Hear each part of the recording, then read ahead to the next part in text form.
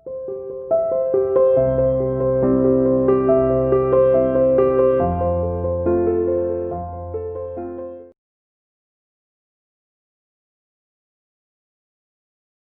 morning students, how are you? You are welcome to CR International Online Classes। आज का 7th A2 और 7th A4 SST Hindi medium का जो topic है वो हमने लेसन 5 से लिया है, जो कि आपके टेस्ट के लिए भी रिवीजन हो जाएगा। इसके अंदर आपका जो टॉपिक है रूलर्स एंड बिल्डिंग, जो कि लेसन का ही नेम है, इसके अंदर कुछ महत्वपूर्ण टॉपिक हमने लिए हैं, जैसे कि कुछ भवनों की निर्माण शैली के अंदर हम यहाँ पे चर्चा करने वाले हैं। यहाँ दिल्ली के अंदर बहुत सी ऐसी इमारतें हैं जिनका निर्माण इस समय के सल्तनत काल के दौरान किया गया। 13वीं सदी के अंदर जो कि सल्तनत काल की नींव रखी गई, उसी समय के दौरान इनका निर्माण कार्य स्टार्ट हुआ। और कहीं ना कहीं कुछ इमारतें तो इसलिए बनाई गई कि ये सल्तनत काल अपना गौरव प्रदर्शन करना चाहते थे, सारे भारत में या सारे भारतीय उपमहाद्वीप में अपनी धाक जमा देना चाहते थे कि मुस्लिम शासक भी बहुत बेहतर तरीके से शासन कर सकते हैं। यहाँ पे सबसे पहला उदाहरण आता है गुलाम वंश के शासक के रूप में, जो कि कुतुबुद्दीन ऐबक के रूप में। कुतुबुद्दीन ऐबक एक गुलाम वंश का एक तरह से गुलाम था, और उसने दिल्ली के अंदर अपना शासन जमाया। उसने कुतुबुद्दीन ऐबक ने कुतुब मीनार बनवाई दिल्ली के अंदर, पुरानी दिल्ली में, और ये कुतुब मीनार मुस्लिम शाही सत्ता का प्रतीक थी। भारत के अंदर अपना गौरव प्रदर्शन करना चाहते थे, अपनी धाक जमा देना चाहते थे, अपना वैभव प्रदर्शित करना चाहते थे, सिर्फ इस मकसद से बनाई गई थी। ये काफी मतलब इसको बनाने में काफी समय लगा है। कुछ इसकी जो नींव रखी गई है वो कुतुबुद्दीन ऐबक के द्वारा, इसका कुछ बचा हुआ काम जो है कम से कम दूसरी, तीसरी, चौथी मंजिल तक का जो कार्य करवाया गया इल्तुतमिश के द्वारा, और बाद में इसका कुछ बचा हुआ काम कई शासकों का योगदान इसमें रहा है, जैसे मोहम्मद तुगलक का, फिरोज शाह तुगलक का। फिरोज शाह तुगलक ने भी इसमें मरम्मत कार्य करवाए हैं, क्योंकि कुछ वर्षों के बाद ही इसके अंदर जो जैसे लिपाई जो है वो उतरने लगती है, या इसके अंदर जो कहीं मेहराब टूटने लगते हैं, तो उसको हमारे देश की जो एक धरोहर है और हमारे देश का जो पुरातात्विक विभाग है वो इस चीज को ध्यान में रखता है, और वो इसको बार बार मरम्मत कराते रहते हैं। दिल्ली के अंदर जैसे बहुत से मकबरे भी बने हुए हैं, जिनमें एक फेमस मकबरा है हुमायूं का मकबरा, ये भी पुरानी दिल्ली में स्थित है। हुमायूं का मकबरा एक तरह से ताजमहल की प्रतिकृति के तौर पे बनवाया गया है, और जो मतलब मकबरा जो है मुस्लिम शासक के देहांत पर, उसकी जगह पर उसका जहां पे दफन किया जाता है, उसके शव का दफन जहां पे होता है, उसे मकबरा वहां पर उसके लिए मकबरा बनता है। जैसे कि अकबर महान का जो मकबरा था वो सिकंदराबाद में मतलब उनको दफनाया गया। इसी तरह से ताजमहल के अंदर मुमताज महल और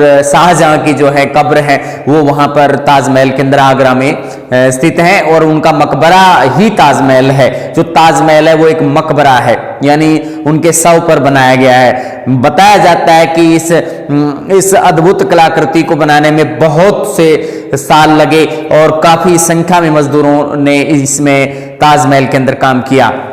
इसके बाद हम इसकी और अभियांत्रिक शैली पर चर्चा करेंगे, जिसमें इंजीनियरिंग का एक बेहतर नमूना इसको सिद्ध करता है। जैसे कि जो कुतुबुद्दीन ऐबक की बनवाई हुई मीनार जो है वो दिखने में इतनी सुंदर थी, नीचे से उसका जो आधार था वो काफी चौड़ा लेके चले, और फिर धीरे धीरे उसको संकरा करते गए हैं, और उसके अंदर मंजिलें भी छाटी गई हैं, और ऊपर से उसमें मेहराबों का इस्तेमाल किया गया है। वहां ऊपर से खड़े होकर के नजारा भी लिया जा सकता है, लगभग पूरी दिल्ली को देखा जा सकता है। तो ये जो है मतलब कुतुबुद्दीन ऐबक की जो मीनार है वो एक अपने आप में एक अद्भुत कृति होती थी उस समय।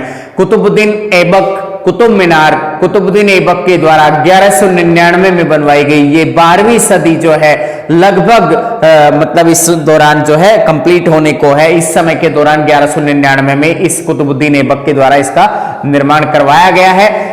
विशेषताएं क्या क्या रही? छज्जे के नीचे छोटे छोटे मेहराब होते हैं, जैसे कि कोई भी छज्जा है उसको बाहर निकाल देते हैं। जैसे छज्जा इस तरह का डिजाइन होता है, उसके नीचे एक दीवार इस तरह से सपोर्ट उसको प्रदान करती है, लेकिन उसमें कुछ इस तरह से पत्थर लगे होते हैं और वो दिखने में बहुत ही सुंदर लगते हैं, उनको मेहराब बोला जाता है। छोटे छोटे मेहराबी पत्थर का इस्तेमाल इसमें किया गया है। ज्यामितीय रूपरेखाओं का निर्माण इसके अंदर, जैसे कोई मेहराब को आड़ा, कोई किसी को तिरछा, इस तरीके से यूज किया गया है कि उसमें ज्यामितीय आरेखन बन रहा है और देखने में बहुत ही सुंदर लगता है। इसके अंदर इन मेहराबों के नीचे, जस्ट नीचे, यहां पर इस पर कुछ अभिलेख भी खुदवाए गए हैं जो कि अरबी भाषा में है, क्योंकि अरबी भाषा उस समय हमारे यहाँ की जो प्रशासनिक भाषा हुआ करती थी, अरबी और फारसी के अंदर बहुत ही ज्यादा मतलब अभिलेख लिखवाए गए थे उस समय पर। मीनार का जो बाहरी हिस्सा है घुमावदार है, उसमें मतलब ऐसा नहीं कि बिल्कुल गोल आकार में नहीं है,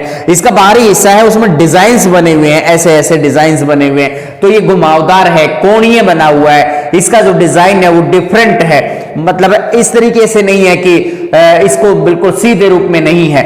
यहां हम इसको इस तरीके से हम डिजाइन भी दे सकते हैं, जैसे आप इधर आप बना सकते हैं इसके अंदर, जैसे हमने ये मीनार इस तरीके से बनाई इसके अंदर, जैसे ऐसे, तो यहां इसका आकार हमने इस तरीके से बनाया, तो ऊपर से जो डिजाइन दिया गया है वो इस तरीके का डिजाइन दिया गया है इसके अंदर ऐसे, तो इसमें जो मतलब डिजाइन्स है वो डिफरेंट हो जाता है। इसमें इस तरीके से कोणीय आकृति इसकी बनी हुई है, तो देखने में ये अद्भुत लगती है, बहुत सुंदर लगती है। तो इस तरीके से इसका डिजाइन जो है तैयार होता है और आप ये जो दहली के अंदर इसका निर्माण किया गया है और ये अद्भुत कलाकृति का एक नमूना है उस समय के दौरान। यहां मीनार का जो बाहरी हिस्सा है वो घुमावदार और कोणीय होता था। 800 साल पहले ईंटों या पत्थरों से बहुत कम मकान यहां पर बनाए जाते थे। इंडिया के अंदर बहुत कम ऐसे भवनों का निर्माण उस समय होता था, तो इस समय की जो ये मीनार बनाई गई थी इसमें ईंटें यूज की गई थी, पत्थरों का इस्तेमाल किया गया था, तब ये निर्माण कार्य संपन्न हो पाया था। पहली श्रेणी के अंदर दो तरह के मकान उस समय के शासनकाल के दौरान बनवाए गए थे। एक 8वीं से 18वीं सदी का एक लंबी अवधि के दौरान, लगभग 1000 से ज्यादा वर्षों के दौरान, इस सदी के बीच राजाओं ने और उनके अधिकारियों ने दो तरह की इमारतों का निर्माण किया। सबसे पहली श्रेणी जो है उसमें किले, महल और मकबरे बनवाए गए, जो कि किले का हम यूज करते हैं सैनिकों को रखने के लिए, दुर्ग भी हम इसको बोल सकते हैं। बाहर से होने वाले सैनिक हमले के लिए बाहर से होने वाले सैनिक हमले को नियंत्रित करने के लिए, आंतरिक क्षेत्र से विद्रोह को कंट्रोल करने के लिए किले बनवाए गए थे। यहां सैनिकों को एक स्थान से दूसरे स्थान पर पहुंचाना भी आसान था और ये किले को जीत लेना का मतलब था कि सेना को हरा देना। इसमें काफी संख्या में सैनिक यहाँ पे रखते थे, गोला बारूद वगैरह सब चीजें अवेलेबल होती थी, अम्नेशन वगैरह होता था। इसके बाद महल राजाओं के और रानियों के निवास होते थे, वहां वो आराम फरमाते थे, ऐसो आराम से रहते थे। मकबरों के अंदर अगर किसी राजा का देहांत हो जाता है तो उसके मरने के बाद उसके शव का दफन करते थे, वहीं मकबरा बनवाते थे। तो तीनों ही इमारतें जो राजकीय कार्यों के लिए इस्तेमाल होती थी, ऐसो आराम के लिए इस्तेमाल होती थी, अति सुरक्षित होती थी, क्योंकि यहां पर काफी संख्या में सैनिक तैनात रहते थे। सुरक्षित, संरक्षित और आराम विराम की भव्य इमारतें थी, देखने लायक होती थी, जो बाहर से लोग भी इनको देखने के लिए आते थे। दूसरी श्रेणी की इमारतें कैसी होती थी? जिनमें मंदिर बनवाए जाते थे, मस्जिद बनवाए जाते थे, जो क्योंकि हमारे देश के अंदर या तो हिंदू आबादी है या फिर मुस्लिम आबादी ज्यादा है, तो या तो मंदिर बनवाए जाते थे, मस्जिद बनवाते थे, हौज पानी के टैंक बनवाते थे, उसके अंदर पानी दूसरे स्थानों पर भेजने के लिए, और कुओं का प्रबंध करते थे, जैसे सिंचाई वगैरह के पर्पस के लिए। सराय होती थी, जैसे बाहर से कोई भी आगंतुक या कोई मेहमान है रुकना चाहता है तो उसके लिए सराय का प्रबंध करते थे। और बाजार, जिसके अंदर आम जो लोकल वस्तुएं हैं वो बेची जा सके, बाहर से आने वाली चीजें भी खरीदी जा सके, इस तरह से बाजार का निर्माण भी उस समय किया जाता था। इसके अंदर दुकानें छाटी जाती थी, जैसे जैसे जनता के उपयोग की इमारतें बनवाई गई, यानी ये सारी चीजें आम जनता की यूज की थी। और पहले ये तीनों इमारतें जो थी ये राजकीय भवन कहला सकते हैं, सरकार के प्रशासनिक भवन हो सकते हैं। और यहाँ इसके अंदर ये सारे की सारे जो है आम जनता के लिए इस्तेमाल होने वाली इमारतें थी। घरेलू स्थापत्य, व्यापारियों की हवेलियां बनवाई जाने लगी थी उस समय पर, यानी घरेलू डोमेस्टिक पर्पज से उस समय पर व्यापारियों के लिए हवेलियां बनवाई गई थी, जो भी कमर्शियल एक्टिविटीज के लिए व्यापारी किसी दूसरे स्थान पर, क्योंकि उनका घूमना ही बना रहता था कभी कहीं, लेकिन वो टिक करके एक स्थान पर 18वीं सदी के अंदर एक बेहतर मकान बनाने लगे, जिसे हवेली का नाम दिया गया। इसके बाद है अभियांत्रिकी कौशल, जो बनाने की शैली थी, चाहे वो महल बनाते हो, मकबरे बनाते हो, किले बनाते हो, मंदिर मस्जिद, कोई भी शैली वहां पर निर्माण कार्य करते हो, लेकिन अभियांत्रिकी कौशल बहुत महत्वपूर्ण चीज थी कि उसकी बनावट की शैली क्या थी, उसमें किस तरह की इंजीनियरिंग का इस्तेमाल किया गया था। अनुप्रस्थ टोडा निर्माण, अनुप्रस्थ टोडा निर्माण का मतलब होता था जैसे दो पिलर्स को जोड़ने के लिए एक सहतीर का इस्तेमाल करना, दो पिलर का इस्तेमाल करके एक सहतीर का इस्तेमाल इस तरीके से कर सकते हैं, जैसे मान लीजिए ये दो पिलर हैं और दो पिलर को एक सहतीर के द्वारा जोड़ने के लिए इस तरीके का एक सहतीर बीच में सपोर्ट देने के लिए होता था। तो ये जो सहतीर है ये काम क्या कर रहा है, इसको हम सहतीर कह सकते हैं, और ये सहतीर जो है लकड़ी का होता था और ये स्तंभ जो हैं ये पत्थर के होते थे, ये स्तंभ हैं। अब आप इसे समझ गए होंगे, ये भी स्तंभ ये भी स्तंभ, तो इससे इन दोनों को जोड़ने के लिए सहतीर का इस्तेमाल करते थे। इसके ऊपर छत डाली जाती थी और वो पत्थर के छोटे छोटे टुकड़े, यानी जो आज के समय में हम जिनको छत के लिए पटाव बोल देते हैं, तो इस पटाव वाले जो पत्थर होते थे उनका इस्तेमाल उस समय पर किया जाने लग गया था। और अभियांत्रिकी कौशल का अनुप्रस्थ टोडा निर्माण जो है बहुत बेहतर नमूना उस समय देखने को मिला। दो ऊर्ध्वाधर खंभों के आर पार एक अनुप्रस्थ सहतीर का इस्तेमाल करके अनुप्रस्थ टोडा निर्माण किया जाता था। इसके अंदर क्या फायदा था कि खुले कक्ष बनाने के लिए, जहां पर लोग बैठ करके काफी संख्या में लोग नमाज अदा कर सकें, तो उसके लिए खुले आंगन की जरूरत होती थी, जिसके ऊपर मतलब काफी संख्या में लोग बैठ सकें। और ऐसा तभी संभव होता था जब दो दो पिलर को मिला करके बहुत से सहतीरों से बना करके और काफी बड़ी मतलब छत का निर्माण कर देते थे जिसमें लोग बैठ सकें। चापाकार स्वरूप, इसमें एक और डिजाइन होता था चापाकार स्वरूप। इसके अंदर इस तरीके का डिजाइन उसके अंदर होता था, जैसे ये भी हम आपको बना के दिखा सकते हैं कि जो चापाकार स्वरूप किस तरीके का रहता था। भवन निर्माण शैली का ये चापाकार स्वरूप की विशेषता बताई गई है। अधिरचना का भार कभी कभी मेहराबों पर डाल दिया जाता था। ये थोड़ा सा कमजोर पड़ता था, ये ज्यादा मजबूत था, ये थोड़ा सा कमजोर था। चापाकार स्वरूप का मतलब था डिजाइन का आकार ऐसा होना चाहिए, जैसे इस तरीके का आकार। इस तरीके का आकार भवन निर्माण शैली के अंदर यूज करते थे, दरवाजों के ऊपर, खिड़कियों के ऊपर, इस तरीके से।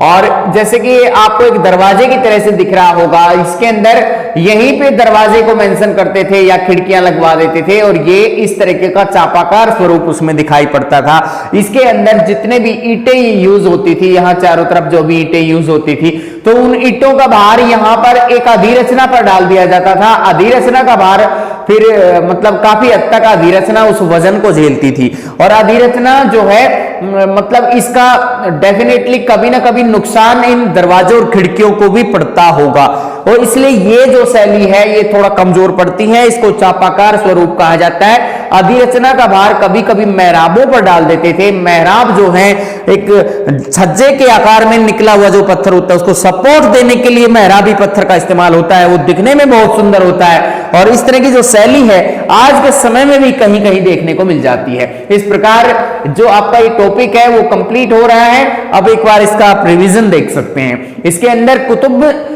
मीनार जो है, कुतुबुद्दीन ऐबक जो कि गुलाम वंश का एक प्रसिद्ध शासक था, दिल्ली के अंदर उसने शासन किया। 1199 में उसने कुतुब मीनार बनवाई। उसकी विशेषताएं हैं, छज्जे के नीचे छोटे मेहराबी पत्थर लगे हुए हैं जो दिखने में बहुत सुंदर हैं। ज्यामितीय रूपरेखाओं का निर्माण ये छोटे छोटे मेहराबी पत्थर आपस में मिलने के द्वारा बना रहे हैं। मीनार का बाहरी हिस्सा घुमावदार है, डिजाइन में बना हुआ है और कोणीय है, यानी इसको गोल आकार की नहीं है, ये कोणीय बनी हुई है। 800 साल पहले ईंटों से कोई भी बनी हुई मस्जिद रेयर ही होती थी, उनमें से ये एक कुतुब मीनार थी जो ईंटों से बनी हुई थी। पहली श्रेणी के अंदर यहाँ पे दो तरह के मकान बनाए जाते थे 8वीं से 18वीं सदी के दौरान। राजाओं और उनके अधिकारियों के द्वारा दो तरह की इमारतें बनाई जाती थी। पहले तरह की इमारतें किले, महल और मकबरे, जो कि प्रशासनिक लिहाज से बहुत ज्यादा महत्वपूर्ण थे। किले के अंदर सैनिक रखते थे, महल के अंदर राजा अपने पूरे रनिवास के साथ में, अपनी रानियों के साथ में और अपने दरबारियों के साथ रहता था। वहां से शासन प्रशासन का मेन एक तरह से हम राजधानी का केंद्र बिंदु उसके हम कह सकते हैं। वहां बैठ करके वो डिसीजन लेता था और महल के अंदर आराम फरमाता था। मकबरे जहां पर राजाओं का देहांत हो जाता था उनके शव को दफन करते थे, उस जगह पर मकबरे बनाए जाते थे। जैसे कि दिल्ली के अंदर हुमायूं का मकबरा हुमायूं की मौत के बाद और हुमायूं के शव के दफन के बाद वहां पर बनाया गया। सुरक्षित, संरक्षित और आराम विराम की भव्य इमारतें, ये किले, महल और मकबरे होते थे। इस चीज का उदाहरण बनता है कि यहाँ काफी संख्या में सैनिक होते थे, जिसकी वजह से सुरक्षित और संरक्षित होती थी। इसके बाद दूसरी श्रेणी की इमारतें होती थी जो कि आम जनता के लिए यूजेबल बहुत ज्यादा थी।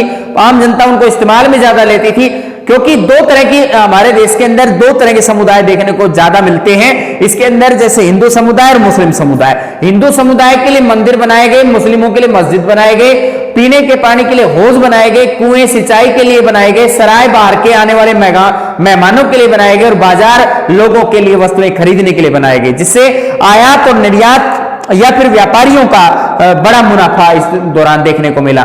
घरेलू स्थापत्य देखने को उस समय पर ज्यादातर लोग कच्चे मकानों में रहते थे, लेकिन जो घरेलू स्थापत्य का पहला नमूना जो है 18वीं सदी के दौरान व्यापारियों की हवेलियों के रूप में सामने आया। व्यापारियों ने सबसे पहले हवेलियां बनवाई। अभियांत्रिकी कौशल, इनका इंजीनियरिंग का नमूना मकान निर्माण में था कैसा? वो दो तरीके से मकान बनाते थे। एक था अनुप्रस्थ टोडा निर्माण, जिसके अंदर दो ऊर्ध्वाधर खंभों के आर पार एक अनुप्रस्थ सहतीर बनाया जाता था। दो खंभे के ऊपर एक सहतीर, लकड़ी का सहतीर लगा करके उसके ऊपर छत डालते थे ताकि वो सपोर्ट देता था उसे, और इस तरह की छत ज्यादा मजबूत साबित होती थी। और इसके अंदर ज्यादा संख्या में लोग आंगन में बैठ करके नमाज अदा कर सकते थे।